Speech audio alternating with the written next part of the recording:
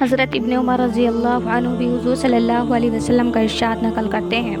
کہ لذتوں کو توڑنے والی چیز یعنی موت کا تذکرہ کثرت سے رکھا کرو۔ حضرت انس رضی اللہ عنہ فرماتے ہیں کہ ایک مرتبہ حضور صلی اللہ علیہ وسلم تشریف لائے تو صحابہ کرام رضی اللہ عنہم اجمعین ہنس رہے تھے۔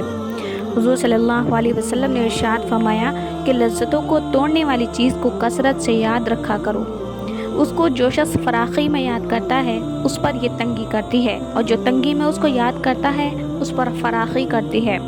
حضرت ابو سعید خدری رضی اللہ عنہ فرماتے ہیں کہ ایک مرتبہ حضور صلی اللہ علیہ وسلم مسجد میں تشریف لائے تو بعض لوگوں کو ہنسی کی وجہ سے دانت کھل رہے تھے۔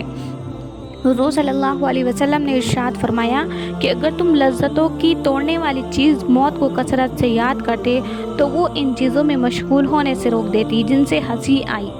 ہر شخص کی قبر روزانہ اعلان کرتی ہے کہ میں بالکل تنہائی کا گھر ہوں، میں سب سے علیحدہ رہنے کا گھر ہوں، میں کیڑوں کا گھر ہوں۔ جب نیک مومن دفن ہوتا ہے تو قبر اسے کہتی ہے کہ تیرا آنا بڑا مبارک ہے، تیرے آنے سے بڑی خوشی ہوئی، جتنے لوگ میری پشت پر چلتے تھے ان میں تو مجھے بہت پسند تھا، آج تو میری تحتی میں آیا تو میں اپنا طرز عمل تجھے دکھاؤں گی۔ اس کے بعد وہ اتنی وسیع ہو جاتی ہے کہ جہاں تک مردے کی نظر جائے وہاں تک زمین کھل جاتی ہے اور ایک کھڑکی جنت میں کھل جاتی ہے جس سے وہاں کی خوشبوئیں ہوائیں وغیرہ آتی رہتی ہیں۔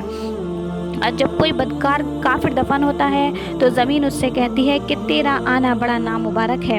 تیرے آنے سے بہت جی برا ہوا، جتنے لوگ میری پشت پر چلتے تھے تو ان میں مجھے بہت ہی برا لگتا تھا، آج تو میری ماتحتی میں آیا تو میں اپنا طرز عمل تجھے دکھاؤں گی۔ یہ کہہ کر وہ ایسا ملتی ہے، یعنی اس کو ایسا بھیجتی ہے کہ مردے کی ہڈیاں پسلیاں ایک دوسرے میں گھس جاتی ہیں۔ حضور صلی اللہ علیہ وسلم نے ایک ہاتھ کی انگلیاں دوسرے ہاتھ میں ڈال کر بتایا کہ اس طرح ہڈیاں پسلیاں ایک جانب کی دوسری جانب میں گھس جاتی ہیں اور 70 اژدہے اس کو ڈسنا شروع کر دیتے ہیں، اور وہ ایسے زہریلے ہوتے ہیں کہ اگر ان میں سے ایک بھی زمین کے اوپر پھونک مار دے تو قیامت تک زمین پر گھاس اگنا بند ہو جائے۔ یہ سب کے سب قیامت تک اس کو کاٹتے رہیں گے۔ اس کے بعد حضور صلی اللہ علیہ وسلم نے فرمایا کہ قبر یا تو جنت کے باغوں میں سے ایک باغ ہے یا دوزخ کے گڑھوں میں سے ایک گڑھا ہے۔